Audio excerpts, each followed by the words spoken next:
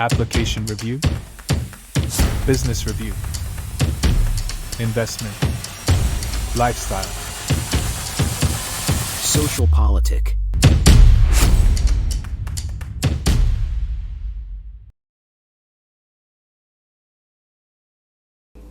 Halo Bapak Ibu, saudara-saudari sekalian, lovers and haters. Salam cerdas Indonesiaku. Jumpa lagi kita pada kesempatan kali ini.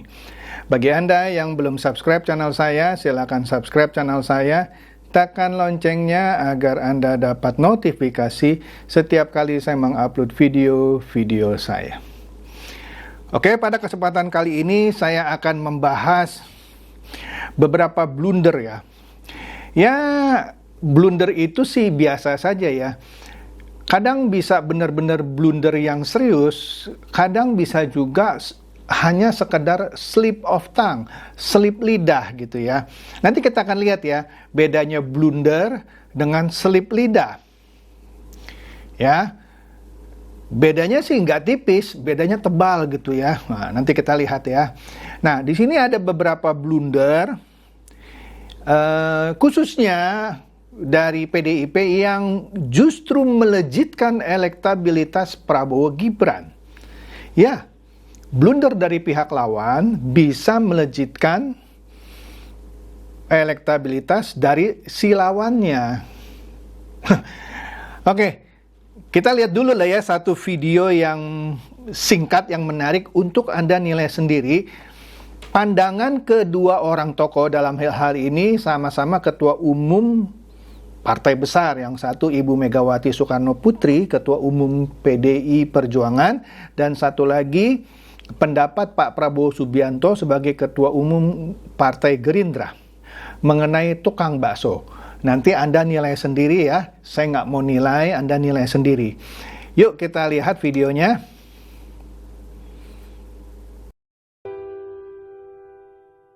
Jadi ketika saya mau punya mantu, itu saya udah bilang nih berdua sama anak saya 3. Awas loh, kalau nyarinya yang kayak tukang bakso. Mbak Puan ketawa. Mbak Puan ketawa. Karena sorry. Orang tua mau apa? Siap pedagang? Pedagang ini? Pedagang apa? Siap, mau bakso ini? Dan jamu? Orang bakso? Siap. Orang tua bapak? Siap ya? Adikmu berapa? Siap 1. Kalian berdua aja? Siap. Adikmu laki atau perempuan? Siap laki-laki. Hebat bapakmu ya? Siap. Bapakmu tukang bakso akan melahirkan insinyur mesin. Siap. Siap. Pahlawannya bapakmu. Siap. Kamu sungkem sama bapakmu. Siap. Nah, Pak Prabowo mengajarkan nilai tentang tukang bakso. Si anak ini disuruh nanti sungkem ya sama bapaknya yang tukang bakso. Beda dengan pendapatnya Ibu Mega, yaitu Anda nilai sendiri ya. Kemudian ada lagi, satu lagi yang orang bilang blunder gitu ya, dari pihak Gibran. Tapi saya nggak sependapat. Alah, Bapak nggak belain Gibran terus ya, nanti Anda nilai sendiri lagi gitu ya. Kalau Anda tetap mau bilang ini blunder, nggak apa-apa. Justru menurut saya kalau ini Anda bilang blunder, blunder ini tambah melejitkan si Gibran itu.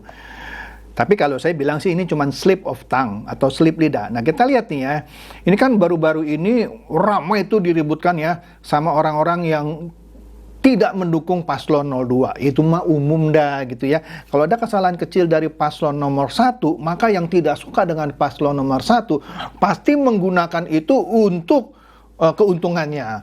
Kalau ada kesalahan dari pihak paslon 2 sekecil apapun dipakai untuk keuntungan paslon yang dia dukung. Demikian juga kalau ada kesalahan dari paslon 3 tentu saja dipakai oleh sebagai keuntungan paslon-paslon 1 atau 2. Nah kita lihat di sini yang lagi viral ya, soal asam sulfat. Ini lagi viral nih ya.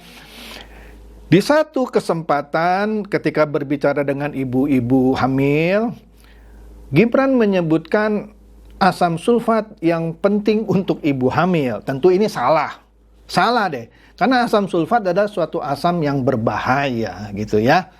Nah, kita lihat nih ya berita di Kompas. Gibran minta maaf salah sebut asam folat jadi asam sulfat untuk ibu hamil. Nah, inilah hebatnya Gibran. Dia langsung ketika dikritik gitu ya, salah itu bukan asam sulfat, asam folat. Oh gitu ya, saya sebutnya sulfat ya. Oke, salah lah kira-kira begitu. Ini kita lihat ya beritanya ya. Di sini disebutkan bahwa calon wakil presiden nomor urut 2, ya Gibran lah ya, menyampaikan permohonan maaf. Jadi bagi Anda yang masih suka menggunakan ini sebagai blunder, wah nggak pinter dia, ya kira-kira begitulah ya, belum pantas lah jadi cawapres segala macam. Ya kan saya sudah bilang, sekecil apapun kesalahan dari salah satu paslon akan dipakai untuk seakan-akan mendukung paslon lainnya. Oke deh. Di sini Gibran menyampaikan permohonan maaf karena salah sebut asam folat menjadi asam sulfat sebagai zat yang dibutuhkan oleh ibu hamil. Rekaman video pernyataan putra Presiden Joko Widodo itu viral di media sosial. Wah, goblok tuh, kira-kira begitu ya. Nggak ngerti dia, asam sulfat tuh bahaya. Udah deh ya. Kemudian Gibran bilang, apa sih kemarin saya nyebutnya asam sulfat ya? Ya mohon maaf, mohon dikoreksi ya, kata Gibran usai badminton di GBK Senayan. Oke? Harusnya asam folat katanya. Sorry ya, maaf, mohon dikoreksi, kata wali kota Solo itu. Sebagai informasi, asam folat merupakan salah satu jenis vitamin B kompleks yang baik untuk kesehatan perempuan, khususnya ibu hamil. Ya, jadi bagi ibu hamil, asam folat termasuk asupan terpenting selain zat besi, kalsium, dan mineral. Adapun asam sulfat H2SO4 merupakan cairan berbahaya yang sering dipakai dalam pembuatan aki, pupuk, pulp, dan kertas. Jenis cairan ini juga banyak digunakan dalam industri kimia dan pupuk, ya. Jadi ya itu kesalahan lah ya. Jadi salah satu sifat asam sulfat ini juga adalah korosif karena mudah terbakar. Tapi Gibran ketika ditanya, oh salah sebut ya, oke saya mohon maaf ya, tolong dikoreksi. Selesai. Wah, tapi ya sudahlah, saya sudah katakan kesalahan dari paslon manapun yang kecil kayak apapun dipakailah, dielaborasi sebagai ketidakcakapannya dan segala macam. Wajar lah. Oke. Nah, kita lihat ya. Blunder lagi ya dari pihak paslon nomor 1. Iya, sebelum yang paslon nomor 3 nih yang banyak nih ya.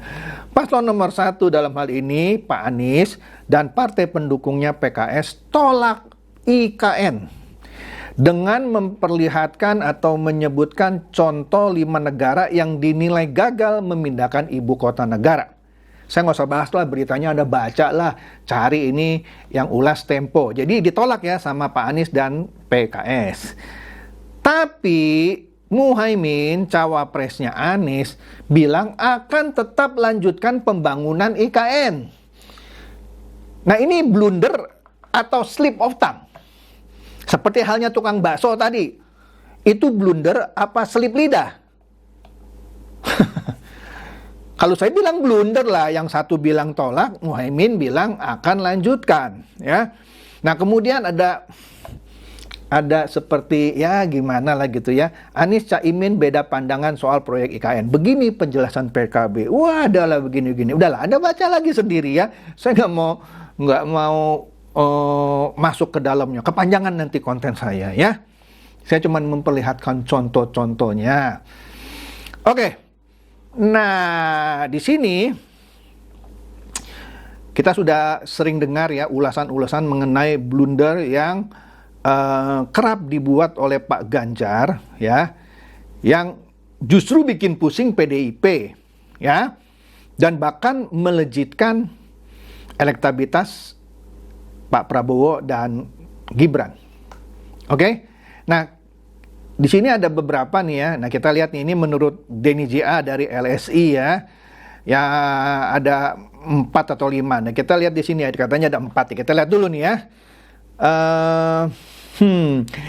Menurut Denny, bagus juga nih pendapatnya Pak Denny, Ganjar harus segera mengubah perilakunya yang suka blunder. Ya, pertama katanya ketika dia podcast bersama Deddy Corbuzier, Ganjar mengaku hobi nonton video porno. Saya ingat banget dia bilang, loh saya kan dewasa, memang kalau saya suka nonton video porno kenapa? Gitu. Ya nggak pantas lah ya, masa calon presiden hobi nonton video porno? Ya kalau hobi ya nggak apa-apa lah ya, tapi nggak usah dengan vulgar. Oh tapi kan jujur itu Pak. Ya udahlah terserah Anda gitu ya. Jadi ya menurut Hanggoro ya, siapa ini Hanggoro ya, dia bilang akibat pernyataan itu 86,1% responden menilai perilaku seorang capres tak pantas jika suka menonton video porno. Ya, kedua, menurut catatan Denny JA ya, Ganjar menyatakan kalau capres PDIP adalah petugas partai, seperti menegaskan apa yang disebutkan oleh Ibu Megawati. Jadi ini sekaligus menurunkan elektabilitas dirinya dari PDIP, ya. Maka dari itu Ganjar sampai sekarang kerap diserang lawan politiknya dengan sebutan petugas partai. Yang lain kan bilang petugas rakyat. Iya dong. Seorang presiden Filipina namanya saya lupa bilang, loyalitas saya kepada partai berhenti ketika saya jadi presiden. Iya dong. Dia harus menjalankan pemerintahan sesuai keinginan rakyat, bukan keinginan partai. Begitu. Ya, jadi menurut survei LSI Denny JA, hal itu mempengaruhi responden sebesar hampir 70% yang menyatakan tak setuju jika presiden dianggap sebagai petugas partai. Kemudian ketiga, Ganjar menyatakan ketidaksetujuannya terhadap kehadiran timnas Israel dalam Piala Dunia U20 di Indonesia.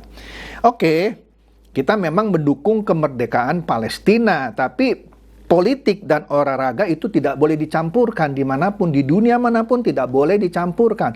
Tetap kita bersikap misalnya mendukung kemerdekaan Palestina, tetapi bukan gara-gara itu kita tolak kehadiran timnas Israel. Karena beberapa kesempatan bahkan Ibu Puan pernah menjadi host gitu ya dari pertemuan parlemen-parlemen dunia di mana ada delegasi Israel pernah hadir di Bali gitu. Lah kok sekarang suatu event yang membanggakan buat bangsa dan negara ya, pemerintah sudah keluar hampir 0,5 triliun untuk menyiapkan perhelatan U20 dimentakan oleh ucapan Ganjar dan Iwayan Koster. Ya, jadi akibat pernyataan itu Ganjar dianggap sebagai sosok yang berperan dalam pembatalan ajang olahraga yang bergengsi itu. Nah, kemudian keempat itu katanya ketika Ganjar menghubungi pejabat Gubernur DKI Jakarta yaitu Pak Heru Budi Hartono terkait keluhan warga di Jakarta Utara. Ya, jadi ada warga yang berkeluh kesah kepada Ganjar. Ganjar waktu itu belum didaftarkan loh ke KPU sebagai capres. Baru dideklarasikan oleh partainya, tapi sudah merasa jadi presiden, sehingga dia menelepon Pak Heru atas keluhan warga Jakarta Utara. Seakan-akan dia sudah jadi presiden. Nah itu blunder itu, ya. Jadi gara-gara itu ada sekitar 75% responden menyatakan tindakan Ganjar itu tidak pantas, ya. Karena Ganjar pada waktu masih gubernur Jawa Tengah, Heru pejabat gubernur Jakarta, sederajat. Ganjar pun sekarang belum jadi presiden, baru capres. Waktu itu belum jadi capres karena belum didaftarkan ke KPU. Tapi gayanya sudah nelfon-nelfon, nih Pak ini warga, waduh gimana ya gitu. Nah itu seakan-akan dia memerintah pejabat gubernur DKI. Ya, blunder terakhir, jadi ada 5 sebenarnya ya. Ketika dia mengungkapkan bahwa ada 10 lulusan terbaik dari suatu perguruan tinggi bukan berprofesi sebagai MC atau jurnalis.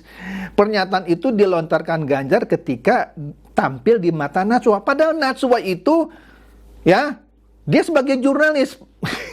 Ganjar bilang 10 lulusan terbaik tidak berprofesi sebagai MC atau jurnalis. Maka kerjainlah sama Najwa. Loh, saya ini jurnalis profesi membanggakan loh gitu. Nah itulah kira-kira ya 5 blundernya Ganjar. Kemudian blunder apa lagi? Blunder yang dilakukan oleh FX Rudy. Kita sudah tahu lah ya, yang soal dia mengkritik Ibu Iriana yang katanya tidak hormat kepada mertuanya, tidak melayat ya. Pada saat kematian ibunya Pak Jokowi gitu ya. Dan juga ketika dia mengungkapkan alasan Megawati meluapkan unek-unek ke Jokowi gitu ya.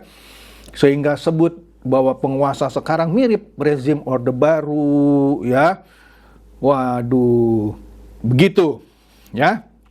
Kemudian soal ini menurut Gibran ya, karena Gibran merespon pernyataan FX Rudi yang menurut Gibran itu membohongi warga Solo soal 17 skala prioritas yang Gibran bilang nggak usah ditanggapi lah itu gitu ya. Gitu ya. Kemudian apa lagi?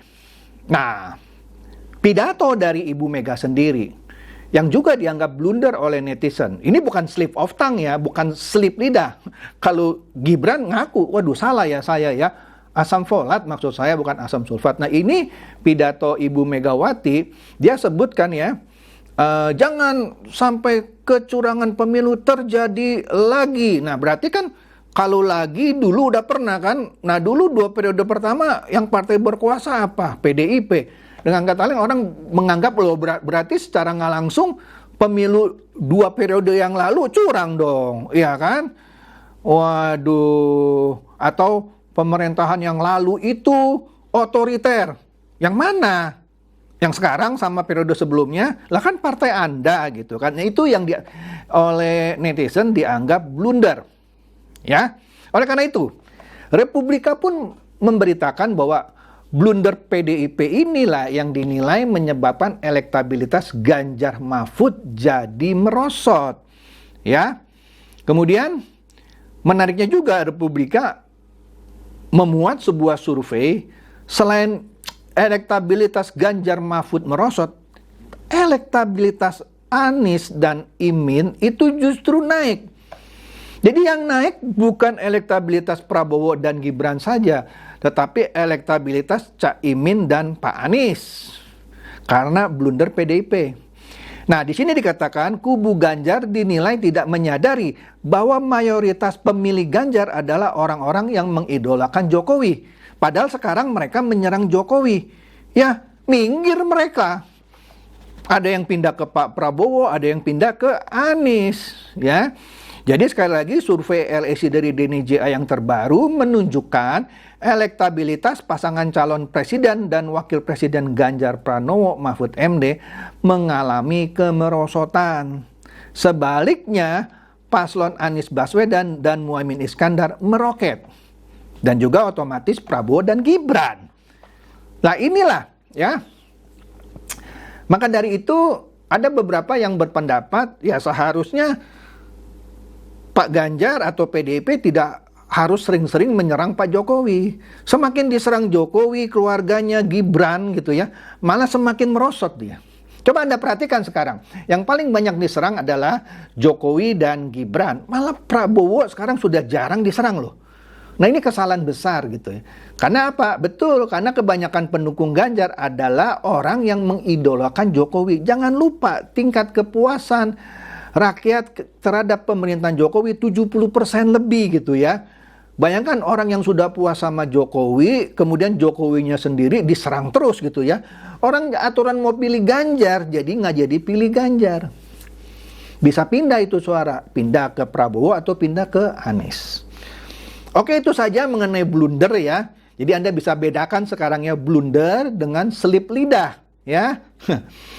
Oke deh, itu saja. Semoga ini mencerdaskan dan mencerahkan Anda semua. Silakan share video saya ini kepada teman-teman, sahabat, atau kerabat supaya mereka tambah cerdas dan tercerahkan. Seperti biasa, terima kasih.